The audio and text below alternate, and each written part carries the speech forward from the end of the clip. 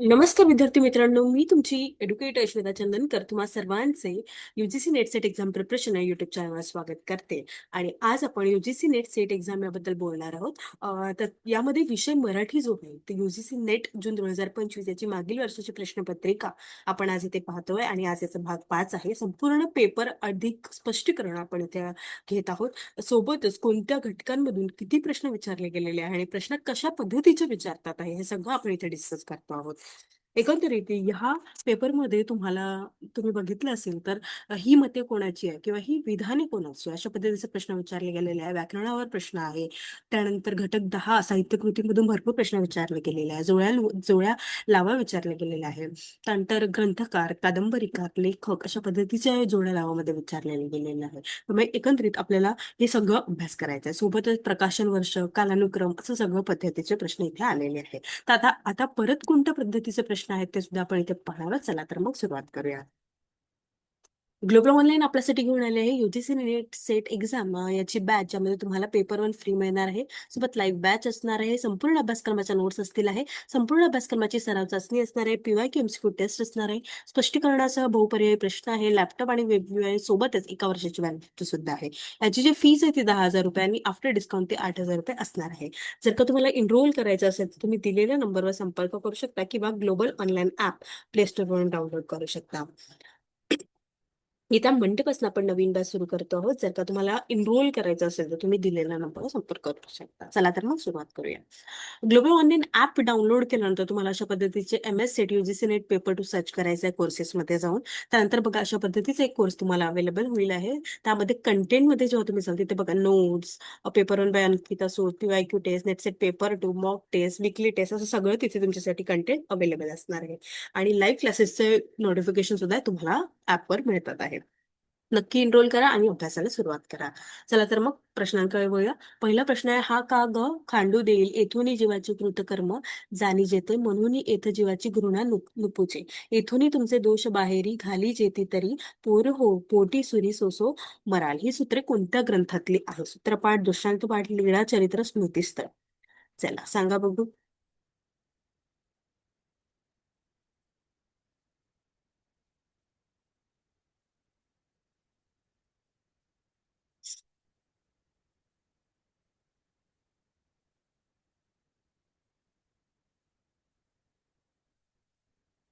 तर हे दृष्टांत पाठ यातील आहे आणि लीळा चरित्र आपल्याला घटक 10 मध्ये अभ्यासाला आहे. दृष्टांत पाठ हे आपलं उत्तर असणार. ऑप्शन 2 आपलं उत्तर आहे. समोरचा प्रश्न आहे, उपेंद्र वरचा वसंत तलिका, पृथ्वी मंदारमाला, शार्दूल विक्रीडित या अक्षरगण वृत्तांच्या क्रमाने पुढील काव्य पंक्तीचा क्रम लावा. सुसंगती सदा घडो सुजन वाक्य कानी पडो, तयावनी एक तटाय तोय, मातीत ते पसरले अतिरम्य पंख, काही गोड फुले सदा विहरती सर्वांगाच्या शेळी. सृष्टी तुला वाहुनी धन्य माते, अशी रूप संपन्न तू निस्तुला. आणि खाली दिलेल्या पर्यायातून योग्य आपल्याला उत्तर निवडायचे आहे.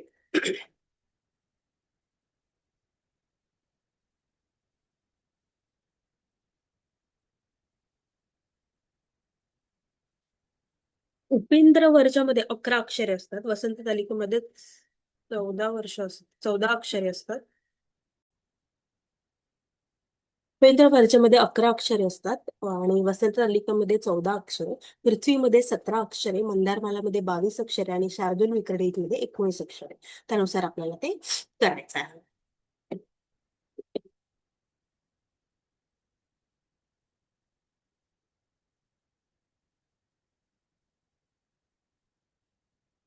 मग येईल बी, उपेंद्र वर्जा बी, त्यानंतर येईल सी, त्यानंतर येईल ए, नंतर ई आणि नंतर बी.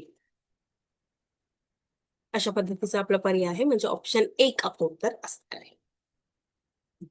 त्यानंतर समोरचा प्रश्न आहे, सुरेखा शहा, हेमलता जोहारपूरकर, श्रेणिक अन्नदाते, हेमचंद्र जैन, सुमेरचंद्र जैन या लेखकांचा क्रमाने कलाकृतीचा क्रम लावा. गिरणार, रत्नांची पारख, तपस्विनी, कहत बनारसी दास, एकाच माळेचे मळे आणि खाली दिलेल्या पर्यायातून योग्य उत्तर निवडा. पर्याय दिले आहे BDCAE, EBACD, DABCE, DCAEB. तर ते येईल कहत बनारसी दास पहिले येईल, त्यानंतर तपस्विनी, गिरणार, नंतर एकाच माळेची मणी आणि नंतर रत्नाची पारख. म्हणजे आपलं उत्तर काय असणार आहे? ऑप्शन 4 आपलं उत्तर असणार आहे.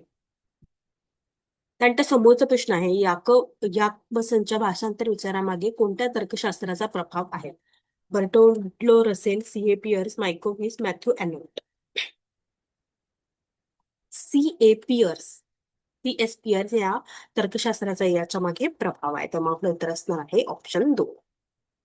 त्यानंतर समोरचा प्रश्न आहे, मराठीतील अंत्य हा अनुच्चारित की अपूर्णोच्चारित असा प्रश्न उपस्थित करून आपला कॉल अपूर्णचारितच्या बाजूने कोणी दिला? अशोक केळकर, मोरोकेशव दामले, विश्वनाथ खैरे, गजेंद्र गडकर. एकंदरीत जेव्हा आपल्याला व्याकरणाचं असं काही विचारते तेव्हा मी जेव्हा ऑप्शन्स पाहिले तेव्हा मला आधी वाटलं आहे अशोक केळकर तर नाही, निश्चित करण्यात मोरो केशव दामले यांनी व्याकरणावर भरपूर काम केलेलं आहे. त्यामुळे जर का आपण आपल्याला नसेल माहित पण अंदाज असेल की यांनी काम केलेलं आहे किंवा मग हे या पद्धतीचं लिखाण केलं आहे, यावरून पण आपण अंदाज बांधू शकतो. ठीक आहे, आपलं उत्तर काय असणार आहे? मोरो केशव दामले आहे. ठीक आहे, तर अशा पद्धतीचे आपण अंदाज बांधायचे. समोरचा प्रश्न आहे, प्रास्ताविक भागाचा जो मजकूर आपल्या दृष्टीस पडतो तो अष्टप्रधानसारख्या कोणा जबाबदार अधिकाऱ्याने लिहिलेला नसून तो फारसी माहिती नसलेला परंतु प्रौढ भाषा लिहिण्याची हौस असलेल्या अशा एखाद्या खालच्या दर्जाच्या कारकुनाने किंवा छत्रपतीच्या आश्रिताने लिहिला असावा, असे आज्ञापत्राच्या ग्रंथ कर्तृत्वाबाबतचे विधान कोणी मांडलेले आहे? जदुनाथ सरकार, श्रीना बनहट्टी, बी कोलते, ग सरदेसाई. सांगा बघू, आज्ञापत्राबद्दल प्रश्न विचारलेला आहे.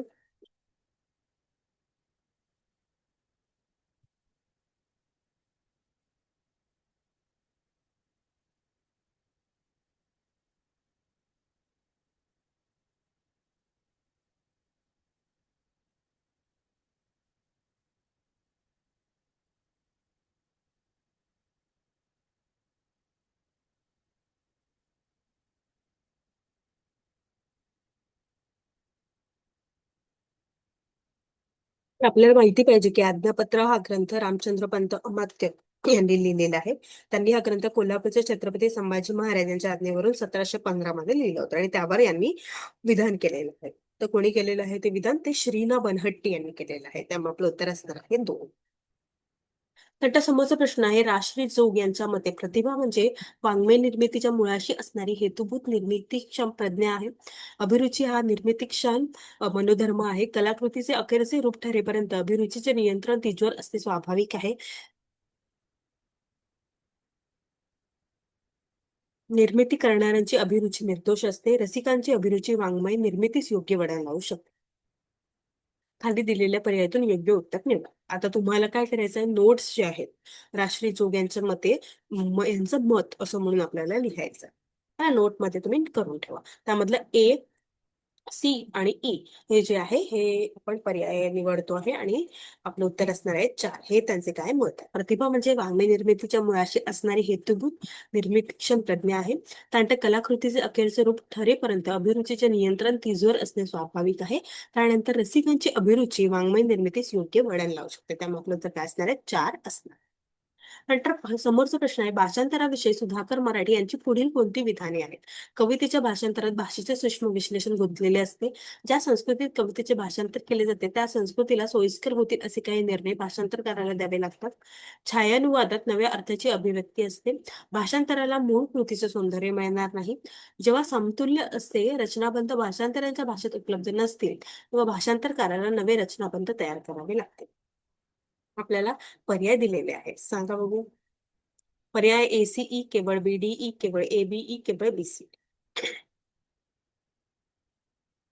ऑप्शन असणार आहे ए, बी आणि ई. सुधाकर मराठे यांचे विधान विचारले. याच्या आधी आपल्याला मते विचारली होते राजश्री जोग यांचे, तर तुम्हाला हे सुद्धा नोट करून ठेवायचं आहे. तर यांनी काय म्हटलेलं आहे, कवितेच्या भाषांतरात भाषेचे सूक्ष्म विश्लेषण गुंतलेले असते. त्यानंतर बी म्हटलेलं आहे, ज्या संस्कृतीत कवितेचे भाषांतर केले जाते त्या संस्कृतीला सोयीस्कर होतील असे काही निर्णय भाषांतरकाराला घ्यावे लागतात. त्यानंतर ई आहे, जेव्हा समतुल्य असे रचनाबंध भाषांतराच्या भाषेत उपलब्ध नसतील तेव्हा भाषांतरकाराला नवे रचनाबंध तयार करावे लागतात. म्हणजे आपलं ऑप्शन असणार, ऑप्शन असणार आहे 3. त्यानंतर आपला समोरचा प्रश्न आहे, ज्ञानेश्वर नाडकर्णी यांनी शोभायात्रा या नाटकाबाबत नाटकाच्या मलपृष्ठावर कोणते अभिप्राय व्यक्त केले? शोभायात्रातील पात्रे व घटना त्यातील तंत्रामुळे मोकळे भान आणून देतात. शोभायात्रा हे आजचे अत्यंत गुणवान नाटक आहे. शोभायात्रामध्ये नाते नैतिकतेवरील जहाल प्रतिक्रिया आहे. शोभायात्रामध्ये आजकालचा वास्तवाचा एक विस्तारित ध्वनीसारखा निघत असतो. अगदी आज घटनेला आपल्या देशात काय चाललंय या सर्वांचे प्रतिबिंब शोभायात्रेमध्ये घटकांमध्ये आहे. ते आपल्याला आता विचारलेलं आहे. शोभायात्रा सुद्धा आपल्या घटक 10 मधलेला आहे. त्यामुळे ते सुद्धा आपल्याला खूप महत्वाचे ठरणार आहे. बी शोभायात्रा याचे अत्यंत गुणवान नाटक आहे. त्यानंतर डी शोभायात्रामध्ये आजकालच्या वास्तवाच्या एक विस्तारित ध्वनीसारखा निघत असतो. त्यानंतर ई अगदी आज घटकेला आपल्या देशात काय चालले आहे या सर्वांचे प्रतिबिंब शोभायात्रामधल्या घटकांमध्ये पडलेले असतात. आपलं उत्तर असणार आहे ऑप्शन 4 बी डी ई. त्यानंतर समोरचा प्रश्न आहे, पुढील ग्रंथाच्या प्रकाशन वर्षानुसार क्रम लावा. भाषांतर मिमिसा, संपादन कल्याण काळे, अंजली सोमण, तोलनिक साहित्य निशिकांत मिरजकर, तोलनिक साहित्य अभ्यास वसंत बापट, तोलनिक साहित्य नवे सिद्धांत आणि उपयोजन डॉक्टर आनंद पाटील, तोलनिक साहित्य अभ्यास तत्वे आणि दिशा डॉक्टर चंद्रशेखर जहागीरदार. यामध्ये आपल्याला C, E, A, D, P. Option B जे आहे, ऑप्शन 2 जे आहे ते आपण प्रकाशन वर्षानुसार अशा पद्धतीने ते असणार आहे.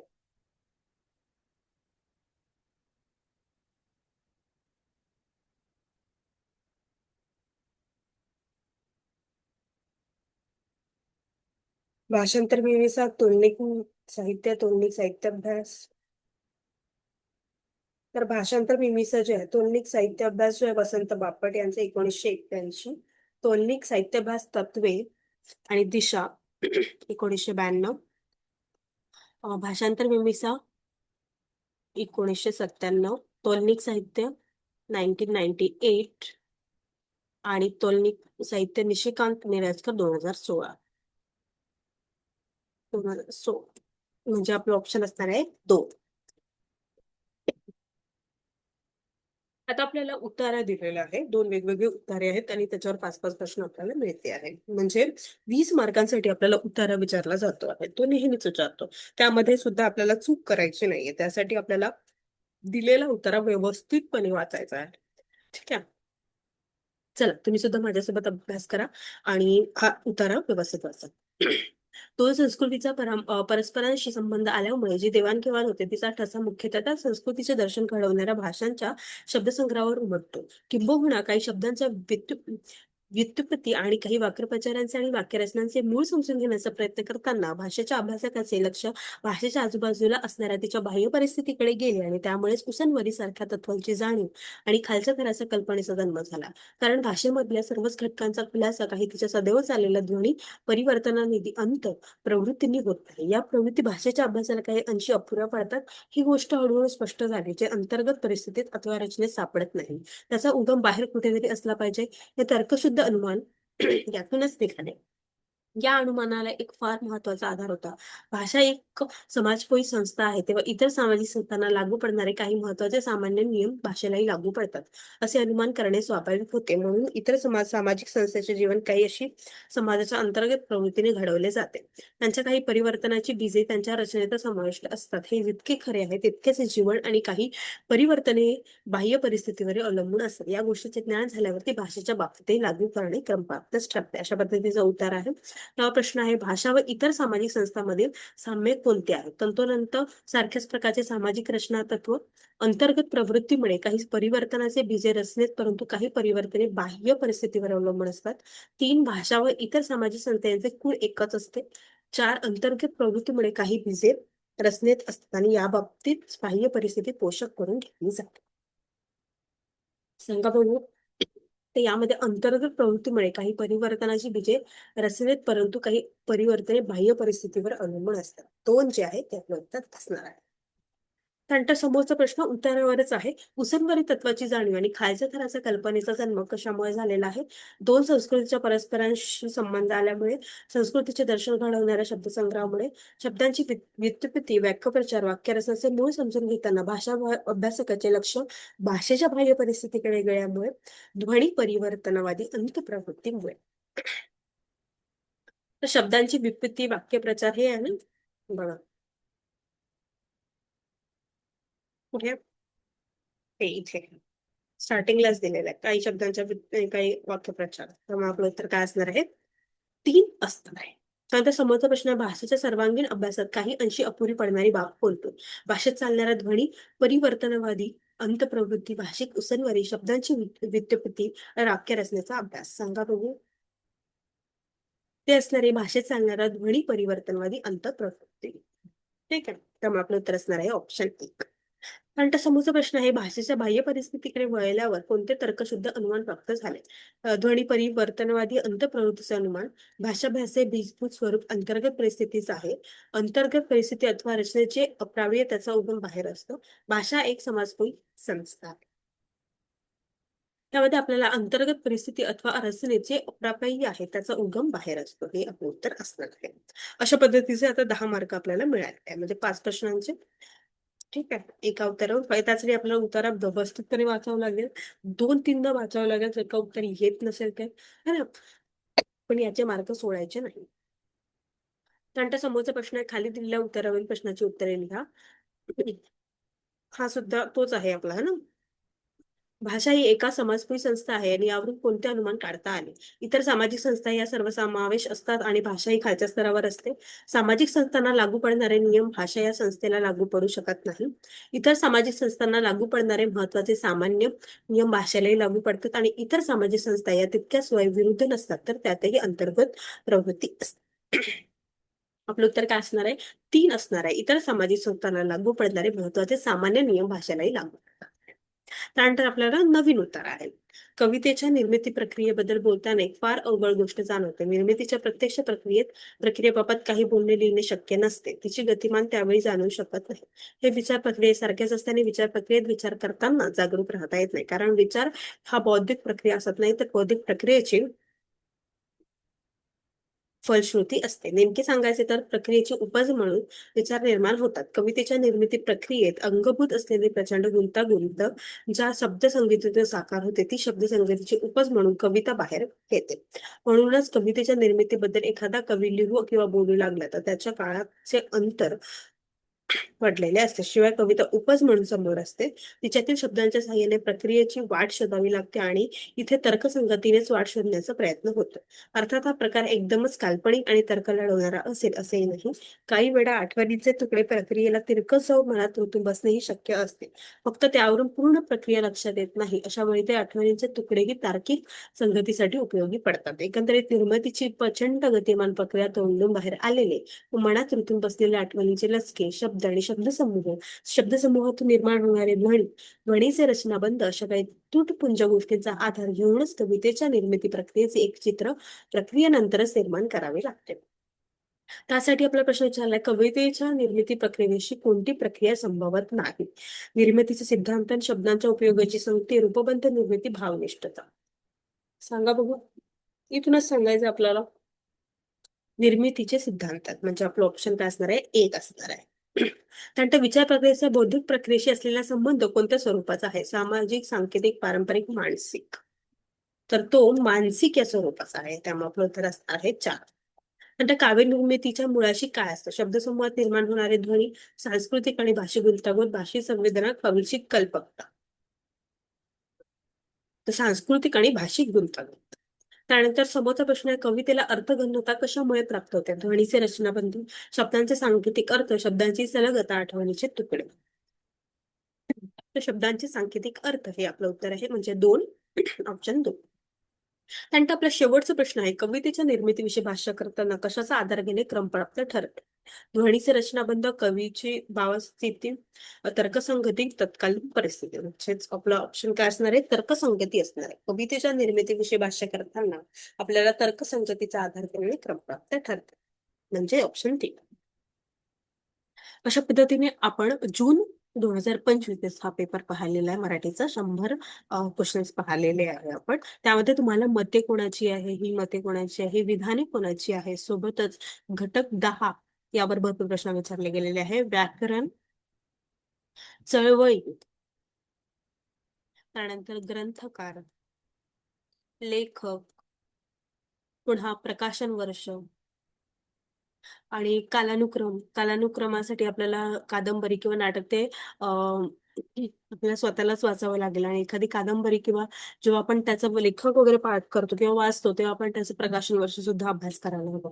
तर एकंदरीत याच यांनी पूर्ण पेपर हा होता. जोड्या लावा विचारले गेले होते. ठीक आहे. ते एकंदरीत 100 प्रश्न याचाच मागे पुढे होते आहे. त्यामुळे हे घटक 10 आता मोस्ट इम्पॉर्टंट आहे. त्यानंतर बाकीचे जे आहे ते आपल्याला वाचायचे आहे. त्याचे प्रकाशन वर्ष वाचायचे आहे. घटक 10 मध्ये तुम्ही सुरुवात करत असाल तर कादंबरी, नाटक स्वतःहून वाचा. कारण त्याचे प्रकाशन वर्ष, कालानुक्रम, त्याची परिस्थिती सगळं विचारले जातात आहे आणि ते आपल्याला आले पाहिजे. ते आता आपण जेव्हा स्वतः वाचू तेव्हाच आपल्याला ते येईल.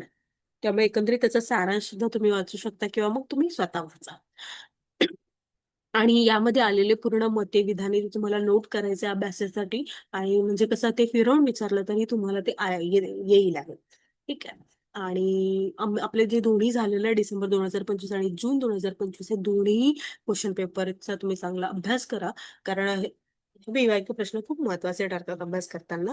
कारण प्रश्न तर आपण सॉल्व्ह करणारच आहोत, त्यामुळे हे प्रश्न खूप महत्वाचे आहे. आणि येत्या मंडेपासून आपण नवीन बॅच सुरू करतो आहे. जर का तुम्हाला एनरोल करायचं असेल तर तुम्ही दिलेल्या नंबरवर संपर्क करू शकता किंवा ग्लोबल ऑनलाईन ऍप प्ले स्टोअरवरून डाउनलोड करू शकता. चला तर मग भेटूया. थँक्यू.